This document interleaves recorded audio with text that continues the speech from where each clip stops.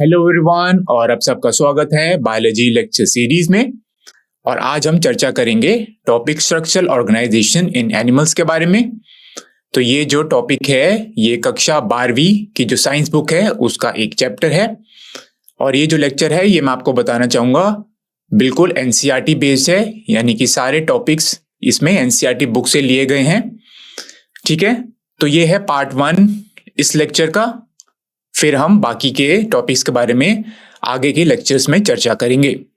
तो इस लेक्चर में आपको मैं पहले इंट्रोड्यूस करूंगा कि स्ट्रक्चरल ऑर्गेनाइजेशन इन एनिमल्स क्या होता है।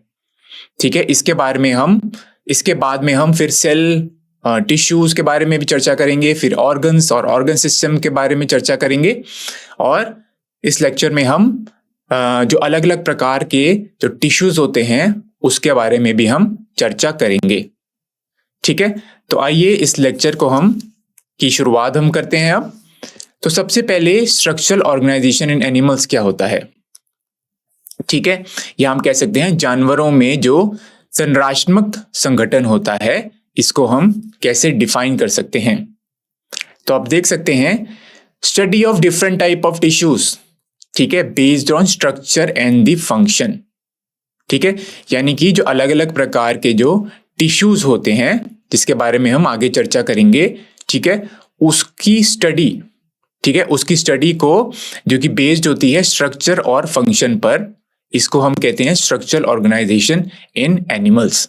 तो हम कह सकते हैं संरचना और कार्य। तो संरचना क्या हो गया? संरचना हो गया हमारा फंक्शन स्ट्रक्चर, ठीक है, और फंक्शन हो गया हमारा कार्य। तो संरचना और कार्य के आधार पर, ठीक है, जो अलग अलग टिश्यूज हैं उसकी स्टडी करना, इसे हम कहते हैं स्ट्रक्चरल ऑर्गेनाइजेशन इन एनिमल्स।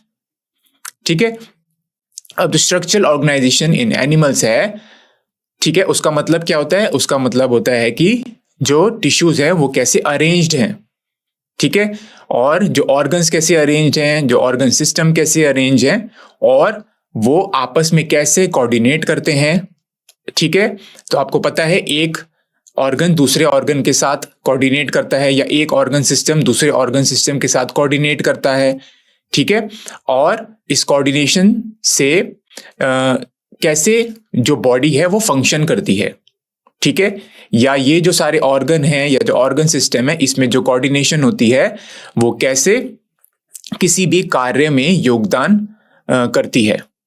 ठीक है, ये जो सारे टर्म्स हैं टिश्यूज, ऑर्गन्स, ऑर्गन सिस्टम, इसके बारे में अब हम चर्चा करेंगे।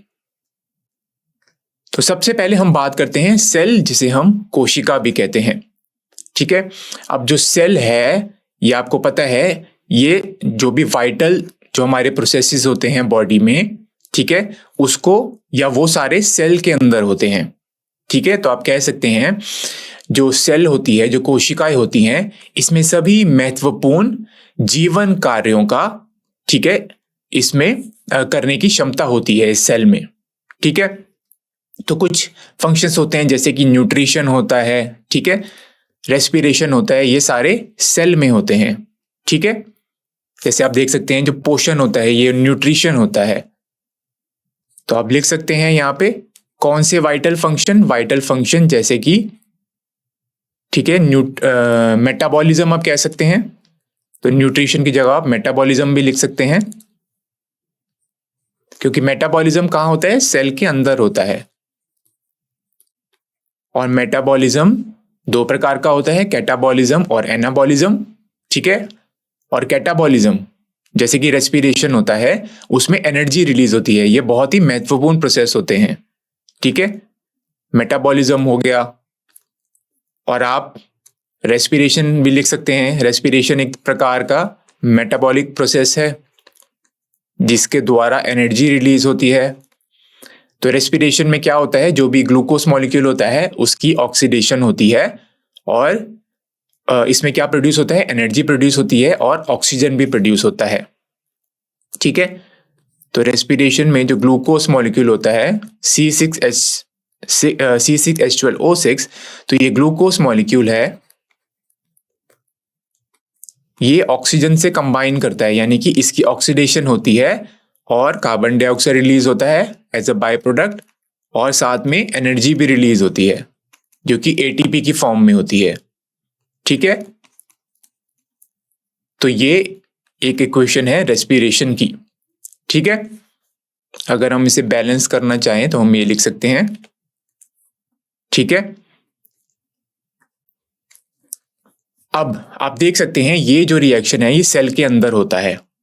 ठीक है, तो हम कह सकते हैं सेल जो है या जो कोशिकाएं हैं उसमें हमारे सारे वाइटल प्रोसेस, ठीक है, वो सारे होते हैं। अब जो फंक्शनल, हम सेल को क्या बोलते हैं, फंक्शनल और स्ट्रक्चरल यूनिट ऑफ लाइफ। ठीक है, तो ये है फंक्शनल यूनिट ऑफ लाइफ और स्ट्रक्चरल यूनिट ऑफ लाइफ भी बोलते हैं हम सेल को। अब फंक्शनल यूनिट ऑफ लाइफ किस लिए, क्यों हम बोलते हैं सेल को, क्योंकि जो सारे जो वाइटल प्रोसेसेस होते हैं, ठीक है, वो सारे सेल के अंदर होते हैं, इसलिए हम सेल को फंक्शनल यूनिट ऑफ लाइफ कहते हैं। और इसे हम स्ट्रक्चरल यूनिट ऑफ लाइफ क्यों कहते हैं, क्योंकि जो हमारी कोशिकाएं होती हैं, ठीक है, वो स्मॉलेस्ट फंडामेंटल कंपोनेंट है हर एक ऑर्गेनिज्म का। यानी कि हर एक ऑर्गेनिज्म है या जो मनुष्य है उसकी बात करें, वो सेल से बना होता है। इसलिए हम सेल को स्ट्रक्चरल यूनिट ऑफ लाइफ भी कहते हैं। ठीक है, अब आइए हम चर्चा करते हैं टिश्यूज के बारे में। ठीक है, तो टिश्यूज जो होते हैं वो क्या होते हैं, वो जो ग्रुप ऑफ कोशिकाएं होती हैं, यानी ग्रुप ऑफ सेल्स होते हैं जिनका एक सिमिलर ओरिजिन होता है और वो एक कॉमन फंक्शन कर रहे होते हैं, उसे हम बोलते हैं टिश्यूज।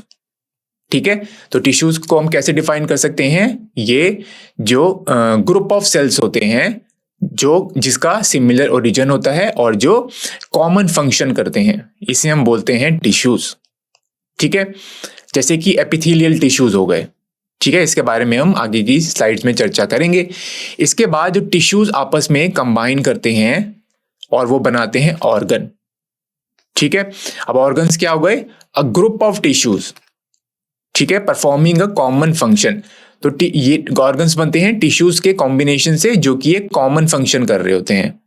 ठीक है, उदाहरण के तौर पे हम एक ऑर्गन लेते हैं, जैसे स्टमक एक ऑर्गन है।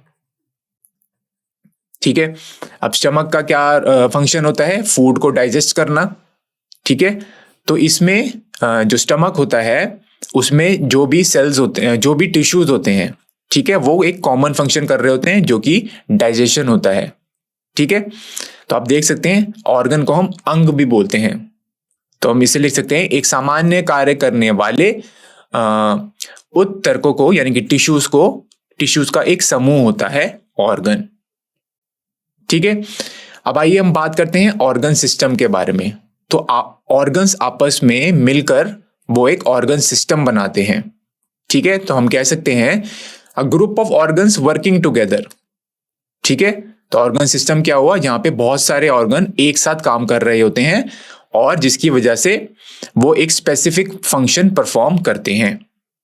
ठीक है, तो आप यहां देख सकते हैं एक कार्य करने के लिए एक साथ काम करने वाले अंगों का समूह, इसे हम कहते हैं ऑर्गन सिस्टम। ठीक है, एक विशेष प्रकार का वो कार्य करते हैं, ठीक है, या स्पेसिफिक फंक्शन करते हैं। ठीक है, ऑर्गन सिस्टम का एक उदाहरण हम ले सकते हैं डाइजेस्टिव सिस्टम, जिसे हम पाचन तंत्र भी कहते हैं। ठीक है, तो यहाँ पे जो डाइजेस्टिव सिस्टम है वो बहुत सारे ऑर्गन से जुड़कर बना होता है और ये सारे ऑर्गन्स अपने अपने एक स्पेसिफिक फंक्शंस कर रहे होते हैं। ठीक है, अब जो डाइजेस्टिव सिस्टम है उसमें कौन कौन से ऑर्गन्स हो गए, जैसे कि स्टमक हो गया। ठीक है, अब ईसोफेगस होता है, उसमें माउथ होता है। ठीक है, तो अगर हम बात करें डाइजेस्टिव सिस्टम के बारे में तो उसके दो कंपोनेंट होते हैं। पहला होता है एलिमेंट्री कैनाल।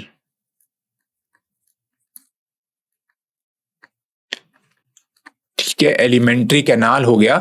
तो एलिमेंट्री कैनाल माउथ से शुरू होता है। ठीक है, इसके बाद होगा ईसोफेगस।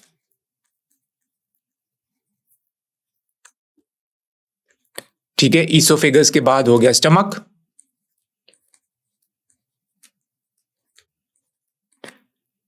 ठीक है, फिर स्टमक से खाना कहां जाता है, स्मॉल इंटेस्टाइन,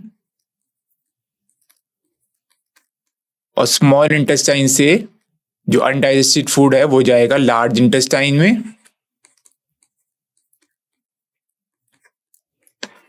और लार्ज इंटेस्टाइन के बाद जो भी वेस्ट मटेरियल है वो एनस के थ्रू बाहर निकल जाएगा।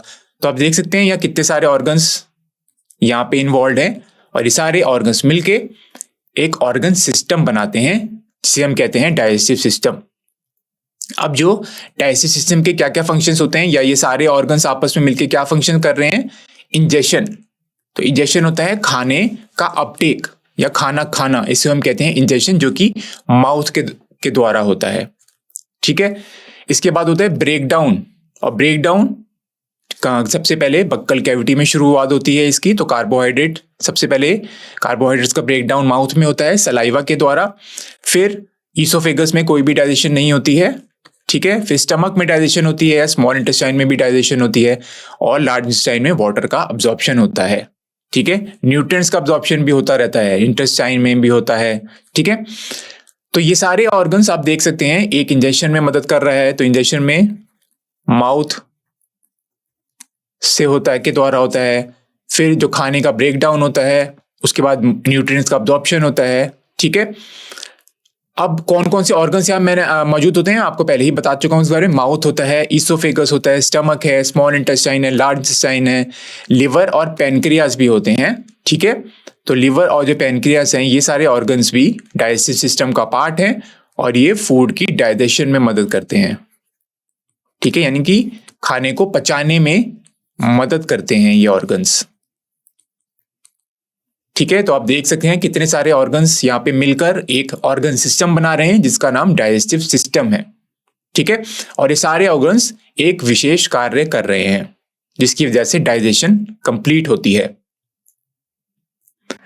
आइए अब हम चर्चा करते हैं टाइप्स ऑफ टिश्यूज के बारे में। ठीक है, और ये जो टाइप्स ऑफ टिश्यूज हैं वो 4 प्रकार के हैं, आप देख सकते हैं। ठीक है, और इनको हमने किस बेसिस पे विभाजित किया है? Based on the structure and the function, कि उनका स्ट्रक्चर क्या है और उनका फंक्शन क्या है। ठीक है, तो पहले टिश्यूज होते हैं एपिथेलियल टिश्यू, दूसरे होते हैं कनेक्टिव टिश्यू। ठीक है, फिर होते हैं मसल टिश्यू, और फिर होते हैं नर्वस टिश्यू। तो आइए सबसे पहले हम चर्चा करते हैं एपिथेलियल टिश्यूज के बारे में। ठीक है, तो एपिथेलियल टिश्यूज को हम कैसे डिफाइन कर सकते हैं या वो क्या होते हैं? तो ये जो एपिथेलियल टिश्यूज होते हैं, ये जो भारी सरफेस होती है ऑर्गन्स की, ठीक है, या जो कैविटीज होती हैं ऑर्गन्स की, उसको ये कवर करते हैं।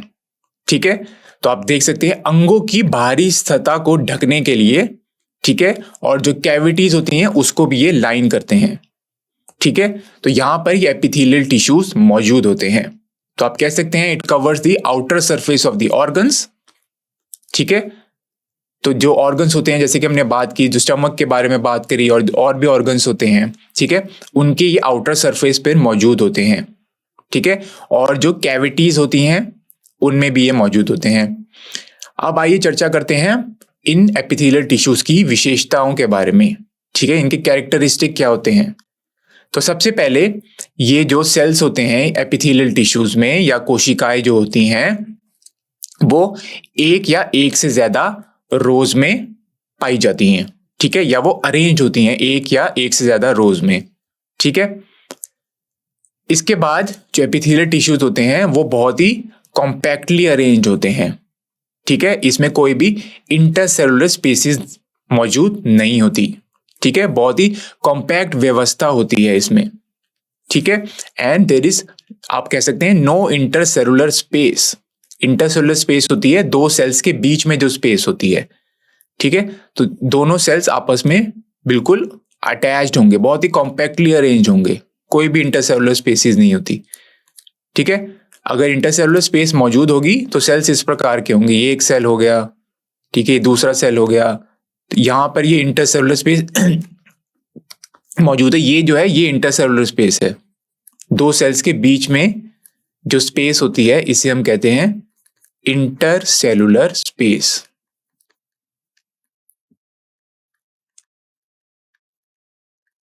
ठीक है, अब इसके बाद जो लोअर मोस्ट लेयर होती है वो उसे हम कहते हैं बेसमेंट मेम्ब्रेन।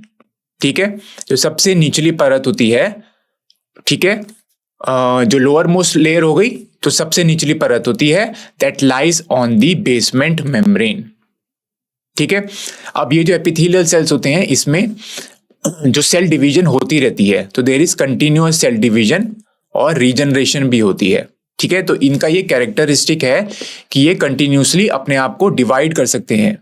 ठीक है, इनमें डिवाइड करने की कैपेसिटी होती है और ये रीजनरेशन में भी मदद करते हैं, या ये सेल डिवीजन से अपने आप को रीजनरेट भी कर सकते हैं।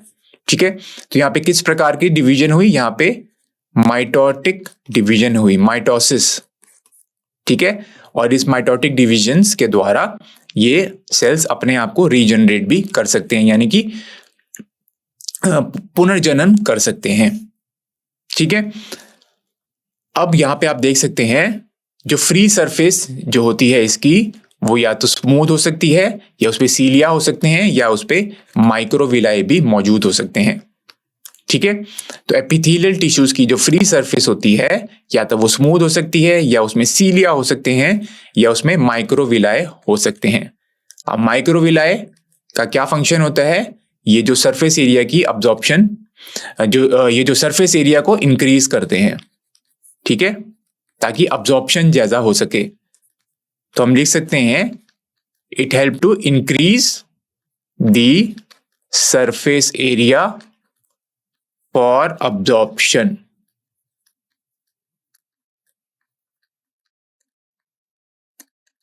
ठीक है, अब आइए हम बात करते हैं सेल जंक्शंस के बारे में। तो इन एपिथेलियल टिश्यूज में सेल जंक्शंस भी मौजूद होते हैं। तो पहला होता है टाइट जंक्शंस। ठीक है, अब इन टाइट जंक्शंस का क्या रोल होता है, ये जो लीकेज होती है उसको प्रिवेंट करते हैं। ठीक है, तो हम लिख सकते हैं it prevent leakage of molecules across the tissues. ठीक है, तभी इसे नाम दिया गया है टाइट जंक्शंस, यानी कि जो मॉलिक्यूल्स होते हैं इनकी ये एक टिश्यूज से दूसरे टिश्यूज में लीकेज से रोकते हैं। ठीक है, फिर होते हैं अधेरिंग जंक्शंस। ठीक है, ये अधेरिंग का मतलब ये होता है जो जोड़ना। ठीक है, तो ये जोड़ते हैं। ठीक है, तो आप देख सकते हैं ये एक सीमेंट मटेरियल होते हैं जिसकी वजह से हम जो नेबरिंग सेल्स होते हैं वो आपस में जुड़े होते हैं। ठीक है, तो अधेरिंग जंक्शंस के द्वारा जो सेल्स होते हैं वो आपस में जुड़ते हैं। फिर होते हैं गैप जंक्शंस। तो जैसे कि आप नाम देख सकते हैं गैप जंक्शन, ये जो नेबरिंग सेल्स होते हैं यानी कि जो पड़ोसी सेल्स होते हैं, ठीक है, जो या तो पड़ोसी कोशिकाएं होती हैं, उसके बीच में ये संचार या कम्युनिकेशन करने में मदद करते हैं। ठीक है, तो 3 प्रकार के सेल जंक्शंस होते हैं एपिथेलियल टिश्यूज में। पहला होता है टाइट जंक्शंस जो कि मॉलिक्यूल्स की लीकेज को प्रिवेंट करते हैं। फिर होते हैं अधेरिंग जंक्शंस जो कि जो सेल्स होते हैं उनको आपस में जोड़ने में मदद करते हैं। फिर होते हैं गैप जंक्शंस जो कि जो नेबरिंग सेल्स होते हैं या जो पड़ोसी सेल्स होते हैं उसमें संचार में मदद करते हैं। ठीक है, आइए अब हम बात करते हैं एपिथेलियल टिश्यूज के टाइप के बारे में। तो पहले एपिथेलियल टिश्यू की कैटेगरी है कवरिंग एपिथेलियल टिश्यू।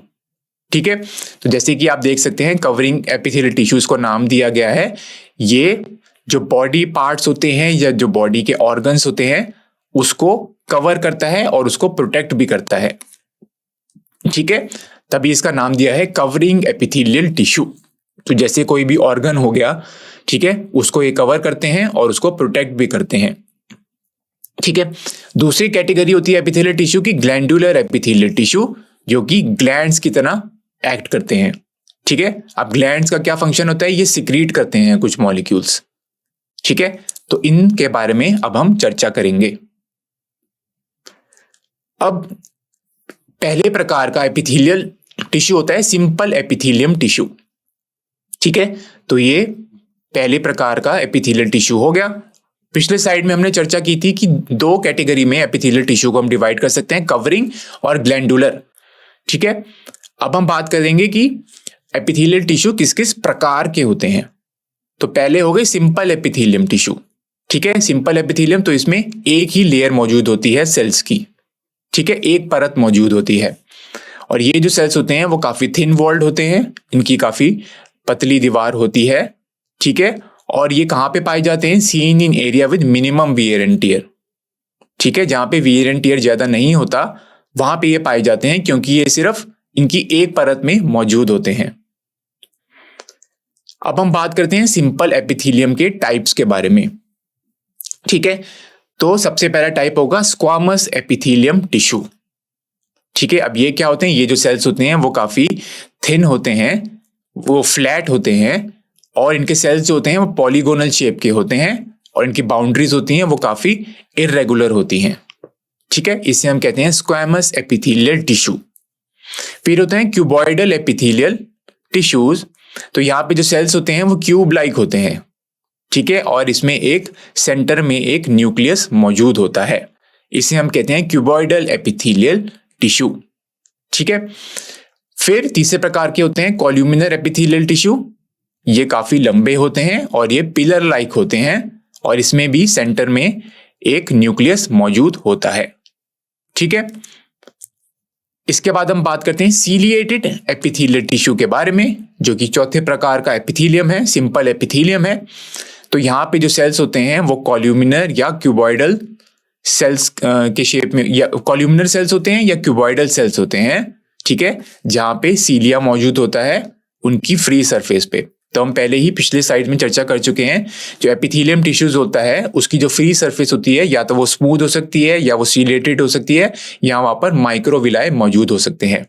ठीक है, माइक्रोविलाई एक तरीके की फोल्डिंग सी होती है जो कि सरफेस एरिया को बढ़ाती है अब्जॉर्प्शन के लिए। ठीक है, तो इन माइक्रोविलाई के द्वारा अब्जॉर्प्शन ज्यादा हो सकती है।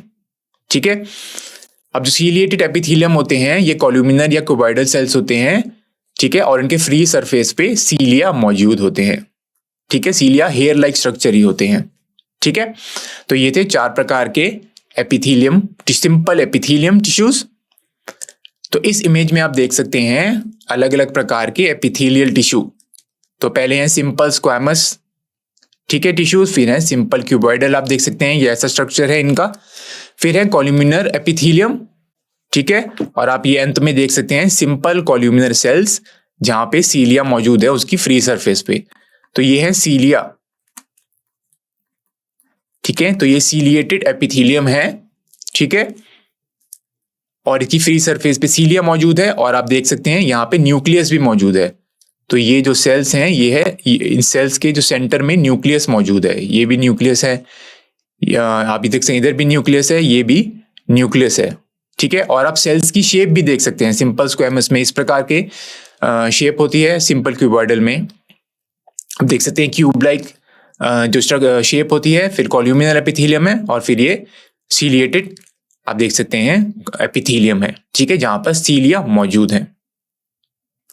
अब आइए हम बात करते हैं दूसरे प्रकार के एपिथेलियम के बारे में, जो कि है कंपाउंड एपिथेलियम। अभी तक हम सिंपल एपिथेलियम के बारे में बात कर रहे थे, अब हम बात करते हैं कंपाउंड एपिथेलियम के बारे में। तो जो सिंपल एपिथेलियम है वो एक लेयर या उसकी एक परत होती है, पर कंपाउंड एपिथेलियम में बहुत सारी परतें मौजूद होती हैं। ठीक है, बहुत सारी लेयर्स मौजूद होती हैं। अब ये कहां पर पाई जाते हैं, ये उन एरियाज में पाए जाते हैं जहां पर रैपिड वियर एंड टियर होता है। ठीक है, इसके बाद जो लोअर मोस्ट लेयर होती है वो lies on the basement membrane. ठीक है, आप देख सकते हैं। अब हम चर्चा करते हैं कंपाउंड एपिथेलियम के टाइप्स के बारे में। ठीक है, तो पहला होता है स्ट्रेटिफाइड एपिथेलियम। ठीक है, तो स्ट्रेटिफाइड एपिथेलियम में क्या होता है, 5 से 8 लेयर्स होती हैं। ठीक है, तभी इसका नाम है स्ट्रेटिफाइड। ठीक है, स्ट्रेटिफाइड का मतलब होता है वो लेयर्स में मौजूद होता है। तो यहाँ पे 5 से 8 लेयर्स मौजूद होती हैं सेल्स की। ठीक है, और यहाँ पे जो सेल्स होते हैं वो डिवाइड करते हैं। ठीक है, और वो सेल्स को ऐड करते हैं जो ऊपरी लेयर होती है उसमें। ठीक है, तो डिफरेंट टाइप ऑफ सेल्स यहाँ पे लिख सकते हैं आप, डिवाइड करते हैं, divide and add new cells to the top most part. ठीक है, ऊपरी भागों में, ठीक है, ये सेल्स को ऐड करते हैं, ये कोशिकाएं जोड़ते हैं। ठीक है, अब इस इमेज में देख सकते हैं कंपाउंड एपिथेलियम। तो पहला है स्ट्रेटिफाइड क्यूबॉइडल, दूसरा है स्ट्रेटिफाइड कॉल्यूमिनर। ठीक है, तो दोनों स्ट्रेटिफाइड आप देख सकते हैं, स्ट्रेटिफाइड। अब स्ट्रेटिफाइड एपिथेलियम में 2 प्रकार के हो सकते हैं, स्ट्रेटिफाइड क्यूबॉइडल और स्ट्रेटिफाइड कॉल्यूमिनर। ठीक है, आप देख सकते हैं इन दोनों में बहुत ही थोड़ा सा डिफरेंस है, और बीच में इन सेल्स के ये न्यूक्लियस मौजूद है। ठीक है, और ये जो सेल्स होते हैं ये 5 से 8 लेयर्स में मौजूद होते हैं। ठीक है, अब हम बात करते हैं तीसरे प्रकार के एपिथेलियल टिश्यू के बारे में, जो कि ट्रांजिशनल एपिथेलियम होता है। अब जो ट्रांजिशनल एपिथेलियम है ये मल्टी लेयर्ड होता है। ठीक है, बहुत सारी लेयर्स होती हैं इसमें। ठीक है, तो ये बहुस्तरीय होता है। ठीक है, ये स्ट्रेचेबल होता है। ठीक है, और बेसल लेयर यहाँ पे क्यूबॉइडल होती है। ठीक है, क्यूबॉइडल सेल्स मौजूद होते हैं बेसल लेयर में। इसके बाद होते हैं ग्लैंडुलर एपिथेलियम। ठीक है, ये चौथे प्रकार का एपिथेलियम आप कह सकते हैं। तो आइए अब चर्चा करते हैं ग्लैंडुलर एपिथेलियम के बारे में। ठीक है, हमने पिछले स्लाइड में आपको यह भी बताया था कि 2 प्रकार की कैटेगरी होती हैं। पहला होता है सिंपल एपिथेलियम और दूसरा होता है ग्लैंडुलर एपिथेलियम। तो ये दूसरी कैटेगरी का है। ठीक है, तो यहां से दूसरी कैटेगरी शुरू हो गई, ग्लैंडुलर एपिथेलियम, जो कि ग्लैंड्स की तरह एक्ट करते हैं। ठीक है, तो पहले थे कवरिंग एपिथेलियम, दूसरे हैं ग्लैंडुलर एपिथेलियम। ठीक है, तो ये ग्लैंड्स की तरह एक्ट करते हैं और इनके टाइप्स क्या होते हैं। पहला होता है यूनिसेलुलर ग्लैंड्स हो सकते हैं या तो फिर मल्टी सेलुलर ग्लैंड्स हो सकते हैं। तो यूनिसेलुलर ग्लैंड्स होते हैं वो सिंगल सेल्ड ग्लैंड होते हैं। यूनि का मतलब होता है 1, सिंगल। ठीक है, तो यहां पे जो ग्लैंड्स होते हैं वो एक सेल के बने होते हैं। ठीक है, और ये कहां पाए जाते हैं, ये आप देख सकते हैं commonly seen in the mucosa of the stomach. ठीक है, और जो इंटेस्टाइन, ट्रेकिया, जो नेजल चेम्बर्स होते हैं ये उनकी म्यूकोसा मेम्ब्रेन में मौजूद होते हैं। ठीक है, तो यहां पर ये जो सेल्स होते हैं ये म्यूकस सिक्रीट करते हैं। ठीक है, तो आपको पता है जो ग्लैंड्स हैं इनका रोल क्या होता है, ये सिक्रीट करते हैं सब्सटेंसेस। ठीक है, जैसे कि आप कह सकते हैं म्यूकस। ठीक है, तो जो स्टमक होता है, इंटेस्टाइन होती है, इनमें ये जो यूनिसेलुलर ग्लैंड्स होते हैं या जो ग्लैंडुलर एपिथेलियम होते हैं ये म्यूकस सिक्रीट करते हैं। इसके बाद होते हैं मल्टी सेलुलर ग्लैंड्स। तो मल्टी सेलुलर ग्लैंड्स होते हैं ये भी 2 प्रकार के होते हैं, सिंपल ग्लैंड और फिर कंपाउंड ग्लैंड। तो सिंपल ग्लैंड होते हैं वो सिंगल होते हैं और वो अनब्रांच्ड डक्ट्स होते हैं उसमें, और जो कंपाउंड ग्लैंड्स होते हैं उसमें ब्रांच डक्ट्स होते हैं। ठीक है, तो ये जो ग्लैंड्स हैं ये जो सिक्रीट करते हैं सब्सटेंसेस, जैसे कि एक उदाहरण मैंने आपको दिया म्यूकस। ठीक है, तो ये जो सिक्रीशंस होती हैं ये डक्ट्स के द्वारा रिलीज होती हैं। ठीक है, जो ग्लैंड्स होते हैं, सिंपल ग्लैंड्स होते हैं उसमें अनब्रांच डक्ट होते हैं और जो कंपाउंड ग्लैंड्स होते हैं उसमें ब्रांच डक्ट्स होते हैं। ठीक है, अब आइए हम बात करते हैं क्लासिफिकेशन ऑफ ग्लैंड्स की डक्ट्स के प्रेजेंस पे, कि डक्ट्स उसमें प्रेजेंट होते हैं या नहीं होते। ठीक है, तो ग्लैंड्स 3 प्रकार के हो सकते हैं, एक्सोक्राइन ग्लैंड, एंडोक्राइन ग्लैंड और मिक्स्ड ग्लैंड। ठीक है, अब इन ग्लैंड्स को हमने कैसे डिवाइड किया है, किस बेसिस पे डिवाइड किया है, प्रेजेंस ऑफ डक्ट्स, या कि डक्ट्स उसमें प्रेजेंट होते हैं या नहीं होते। तो पहले होते हैं एक्सोक्राइन ग्लैंड। तो एक्सोक्राइन में क्या होता है, इसमें डक्ट्स मौजूद होते हैं और डक्ट्स के द्वारा ये अपने सिक्रीशंस को रिलीज करते हैं साइट ऑफ एक्शन पर। ठीक है, फिर होते हैं एंडोक्राइन ग्लैंड्स। एंडोक्राइन ग्लैंड्स को हम डक्टलेस ग्लैंड भी बोलते हैं। ठीक है, और इनकी सिक्रीशंस को हम बोलते हैं हार्मोन्स। ठीक है, और आप देख सकते हैं यहाँ पे कोई भी डक्ट्स मौजूद नहीं होते, जिसकी वजह से ये जो अपनी सिक्रीशंस है या आप कह सकते हैं जो हार्मोन्स है इसको डायरेक्टली ब्लड में रिलीज करते हैं। ठीक है, फिर होते हैं मिक्स्ड ग्लैंड, जिसको हम हेटेरोक्लाइन ग्लैंड्स भी कहते हैं। ठीक है, तो ये दोनों मिक्स ग्लैंड, ये दोनों, इनको हम एक्सोक्राइन और एंडोक्राइन दोनों कहते हैं। तो ये पार्शली एक्सोक्राइन होते हैं और ये पार्शली एंडोक्राइन भी होते हैं। ठीक है, और इनको हम बोलते हैं कंपोजिट ग्लैंड्स। ठीक है, तो एंडोक्राइन ग्लैंड्स के अब हम उदाहरण देखते हैं और एक्सोक्राइन ग्लैंड्स के भी उदाहरण देखते हैं हम। ठीक है, तो आइए पहले हम चर्चा करते हैं एक्सोक्राइन ग्लैंड्स के एग्जांपल्स के बारे में। तो इसके उदाहरण होते हैं, पहला है स्वेट ग्लैंड। ठीक है, अब स्वेट ग्लैंड क्या करता है, ये स्वेट प्रोड्यूस करता है जिससे हमारे बॉडी का टेम्परेचर रेगुलेट होता है, और इसके अलावा स्वेट के द्वारा जो वेस्ट प्रोडक्ट्स होते हैं, ठीक है, वो भी बॉडी से बाहर निकल जाते हैं।